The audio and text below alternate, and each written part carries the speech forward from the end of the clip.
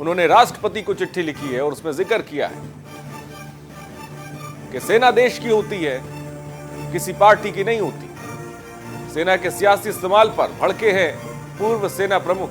खबर इस वक्त आपको बता रहे हैं।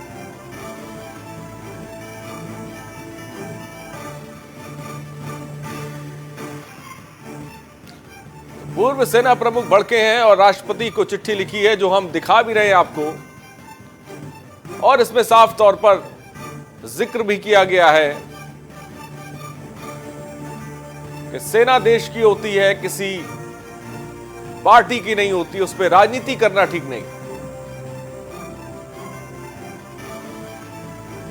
खबर इस वक्त आपको बता रहे हैं। पूर्व वायुसेना प्रमुख समेत 156 लोगों ने, आपको बता दें, ये चिट्ठी लिखी है जो राष्ट्रपति को भेजी गई है। सेना के सियासी इस्तेमाल पर भड़के हैं पूर्व सेना और वायुसेना प्रमुख। जिस तरीके से सेना का सियासी माइलेज लिया जा रहा है चुनाव के दौरान,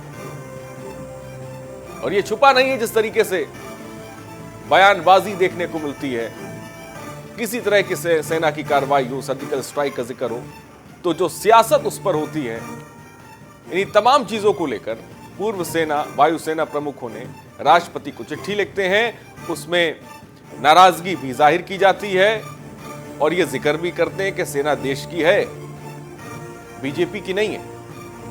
156 लोगों ने यह चिट्ठी लिखी है।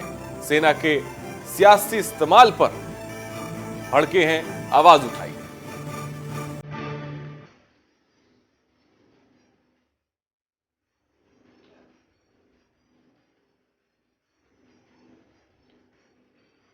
पूर्व वायुसेना प्रमुख समेत 156 लोगों ने चिट्ठी लिखी है।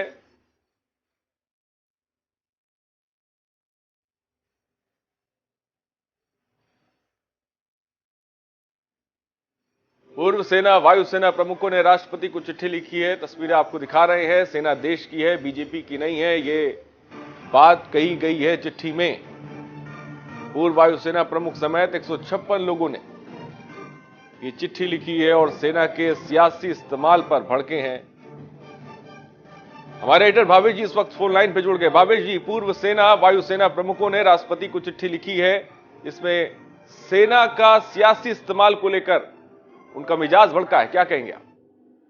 देखिए, चुनाव आयोग की भूमिका पर लगातार जो सवाल उठ रहे हैं, अलग अलग समूहों से इस तरह के जो सवाल खड़े किए जा रहे हैं, एक तरह से ये चुनाव आयोग जिस तरीके से चुनाव करा रहा है जी। और अगर चुनाव आयोग सख्ती बरतता और ऐसे बयान जो नेताओं के आ रहे हैं उस पर काम करता तो ऐसी परिस्थिति नहीं बनती। लेकिन चूंकि चुनाव आयोग देख रहे हैं आप लगातार कि किस तरीके से लोगों के कहने पर या लोगों की आवाज उठाने पर फैसले रहा है, चाहे वो प्रधानमंत्री मोदी के उनके ऊपर फिल्म को लेकर मामला हो या कोई और दूसरे मामले हो, सभी मामलों में चुनाव आयोग का जो लीनियंट अप्रोच आया है उसकी वजह से यह असंतोष हर तरफ दिखाई दे रहा है जी। लोगों को लग रहा है कि चुनाव आयोग जिस तरीके से फ्री एंड फेयर बोल कर आते हैं उसको लेकर सख्त नहीं बढ़ रहा है। जी, आपको क्या लगता है भावेश जी, जो चुनाव आयोग है, क्या उसका लहजा सख्त नजर नहीं आ रहा है, जिसकी वजह से अचानक बहुत आसानी से देखने को मिलता है कि आचार संहिता का भी एक तरफ उल्लंघन किया जाता है, भड़कीले बयान भी दिए जाते हैं और चुनाव आयोग सख्त नजर नहीं आता? बिल्कुल, चुनाव आयोग की अपनी भूमिका थी। ऐसे मामलों में आमतौर पर चुनाव आयोग स्वतः संज्ञान लेता है चीजों को, जैसे ही ये चीजें उनके मीडिया के जरिए जैसे भी उनकी जानकारी में आता है, चुनाव आयोग एक्शन लेता रहा है। और अब पिछले कई समय से खास तौर पे अगर देखें तो सेशन के बाद से चुनाव आयोग जिस ढंग से सेशन और गिल जैसे व्यक्ति जब थे, लिंगदोह जब जैसे व्यक्ति वहां पे चीफ इलेक्शन कमिश्नर थे, और उस वक्त जिस तरह का एक सख्ती बरती गई और लोगों में चुनाव आयोग को लेकर एक विश्वसनीयता बनी है, मुझे लगता है वो उस लेवल को जो मौजूदा सीईओ जो उसके मुख्य चुनाव आयुक्त है वो उसको मेंटेन नहीं कर रहे हैं। उसको लेकर जो असंतोष दिखाई दे रहा है, ये उसकी पृष्ठभूमि में ही सारी चीजों को देखना चाहिए। ये असंतोष पब्लिक का कंसर्न नहीं होता था, ये ऑलरेडी चुनाव आयोग का कंसर्न होता था और जिसको समय रहते चुनाव आयोग उस पर करता था और इस तरह के विवाद नहीं होते थे। लेकिन चुनाव आयोग चूंकि नहीं कर रहा है, इसलिए ऐसे लोगों को सामने आना पड़ रहा है। आपने देखा कि इस तरीके से पूर्व IAS ऑफिसर्स का एक बहुत बड़ा समूह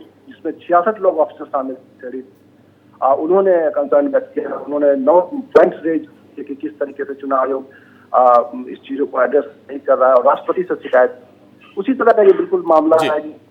जो सेना का इस्तेमाल को लेकर कोई मोदी की सेना कह रहा है, कोई पूरे मामले में पाकिस्तान के ऊपर में जिस तरह से भारत सख्ती दिखा रहा है, उसको लेकर एक चुनावी भूमिका तैयार करने की कोशिश हो रही है। ये कंसर्न है इन लोगों का, और निश्चित रूप से चुनाव आयोग अब जागेगा शायद। जी, शुक्रिया भावेश जी हमसे जुड़ने के लिए और तमाम जानकारी देने के लिए। तो पूर्व सैनिकों ने आपत्ति जताई है, वो भी 156 लोगों ने, आपको बता दें, जो चिट्ठी लिखी है, जो हम आपको दिखा भी रहे हैं, चुनाव आयोग को खत लिखा है। आगे बढ़ते लोकसभा